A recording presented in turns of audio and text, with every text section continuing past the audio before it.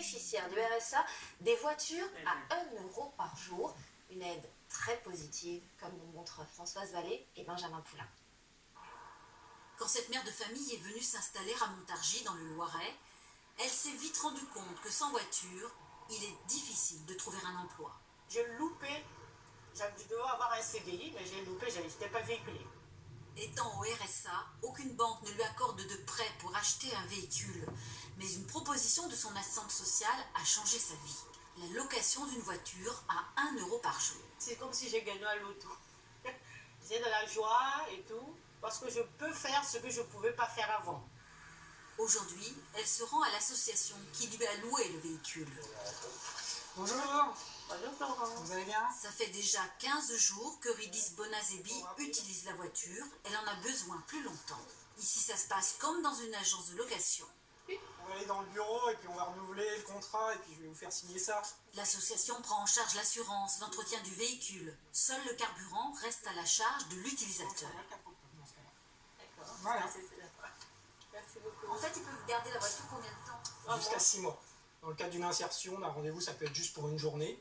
C'est quand même rare qu'il y ait des longues durées. Le but, c'est qu'aussi les véhicules servent à tout le monde. Comment allez-vous faire après? Mais après, si je trouve entre-temps le travail, ça va me faire un peu d'économiser et pour acheter une voiture en occasion plus tard.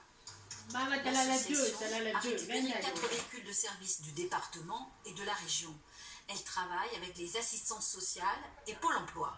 Ce sera 1 euro par jour, donc comme j'ai une prescription d'une semaine, ça vous fera 8 euros. Le département demande que le dispositif soit en priorité sur des personnes bénéficiaires du RSA. Après, pour le cadre, par exemple, d'un emploi, quelqu'un qui a besoin d'un véhicule, donc qui n'a pas de véhicule mais qui a une promesse d'embauche, c'est vrai que dans ce cadre-là, ils peuvent être orientés sur ce dispositif. On a également des personnes pour des entretiens. Coût du dispositif, 20 000 euros par an. Un investissement rentable selon le département. Il dépense 90 millions d'euros par an pour financer le RSA. Évidemment, ça c'est gagnant-gagnant. C'est-à-dire que plus on pourra remettre des bénéficiaires du RSA au travail, et évidemment derrière, pour nous c'est une charge en moins. Désormais motorisé, Bonjour. Bienvenue. Eurydice Bonazebi retrouve toutes ses chances d'obtenir un emploi. Donc effectivement, on a des clients qui sont sur Montargis, mais qui également sont sur le bassin de l'agglomération montargoise, donc à environ 20-25 km autour de Montargis. Donc c'est vrai qu'avec le permis et une voiture, vous pourrez plus facilement accéder à ce genre de mission. Après Montargis, le dispositif arrive dans 2 autres villes du département, Gien et Pithiviers. Et s'il fallait une preuve supplémentaire que la voiture est vraiment indispensable pour beaucoup, voilà qu'une étude révèle qu'elle reste le moyen de transport le plus courant. Et oui, puisque 87% des Français utilisent leur voiture au moins une fois par jour, soit pour aller au travail, soit faire les courses, soit pour aller chez le médecin par exemple. Le deuxième moyen de transport le plus utilisé, ce sont les jambes. Et oui, 75% des Français se déplacent quotidiennement à pied. Sur la 3e marche du podium, on trouve le bus, 21% des Français. On peut donc dire sans hésiter que les Français sont dépendants de leur voiture. Tout à fait, hein, pour faire les courses par exemple, elle est indispensable pour 83% des Français. Ils sont 61% à l'utiliser pour se rendre au travail, au sport ou encore chez le médecin.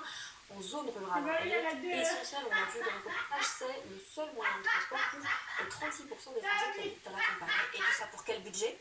Alors sans surprise, la voiture coûte évidemment le plus cher, 244 euros par mois en moyenne, en comptant l'essence, la maintenance, l'assurance, le crédit, les payages et le coût du stationnement. Pour les usagers des transports en commun, le budget tourne autour de 40 euros par mois. Justine, on poursuit avec ce geste devenu banal dans notre quotidien, mais il ne l'a pas toujours été. Il y a 40 ans, attacher sa ceinture de sécurité en voiture devenait obligatoire partout en France. Une mesure qui allait